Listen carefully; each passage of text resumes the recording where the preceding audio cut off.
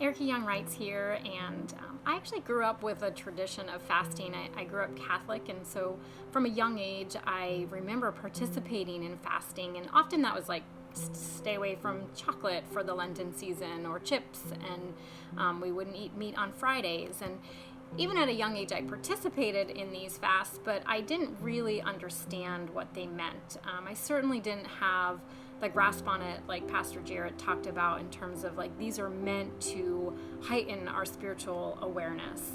Many times I had more of a legalistic approach to these things, like if I fast from these things, I'm going to get in better standing with God, or if I do this, maybe God will do this for me. I've also fallen off on the license end of things. I'm very imperfect at fasting, and there would be times where I would fast from food for a day, and then at midnight that night or the next day, I would eat like an entire sleeve of cookies. Like I just was not good at the fasting. But I would say despite these very imperfect attempts at fasting, God used that discipline at a very young age to prepare me for deeper and more meaningful fasts later on in life. As I look back on 2020, I really see this as a year of fasting. I remember talking with my spiritual director right at the height of the stay-at-home orders, and I remember her saying to me, in many ways, all of us are fasting right now. Like we're fasting from so many good things. We're fasting from, shared meals in each other's homes, and we're fasting from, just being together. For me, even just like fasting from hugs has been really hard. And so she was sharing some of these things, and at around this time, I also was celebrating a milestone birthday. This 2020 was a year of a big birthday for me. I turned 30. Just kidding. But I did really have a big birthday.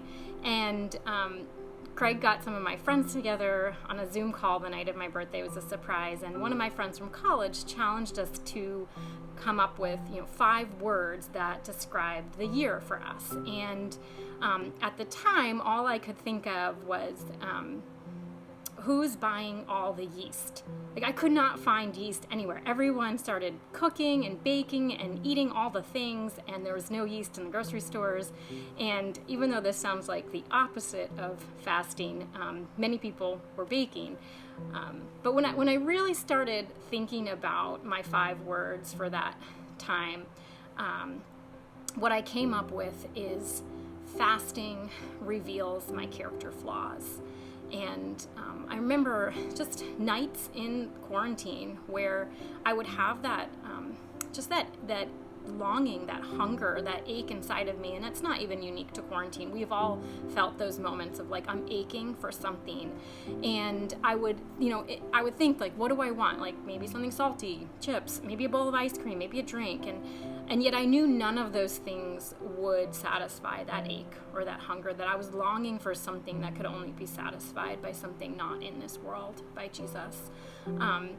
And so I very much feel like 2020 has been a season of stripping things away. Like fasting from these good things has also been something that has stripped stuff away and revealed what's already there, revealed what's under the surface, sin patterns that had always been there, but that I could mask in the busyness of life. And, as those things that we look to for comfort and control have been removed, I'm seeing the ways that God is at work in new ways in my life because of those things being removed.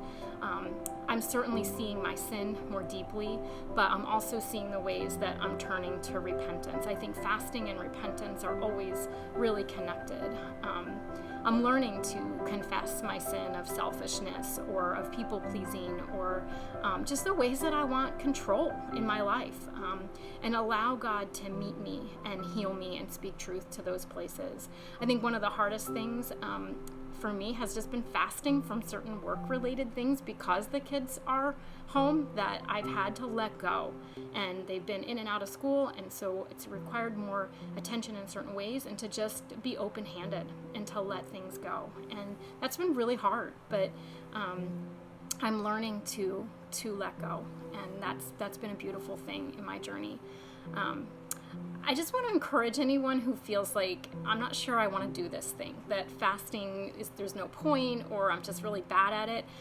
I am so imperfect at this, and in fact, food fasts are really hard for me. I just really like food.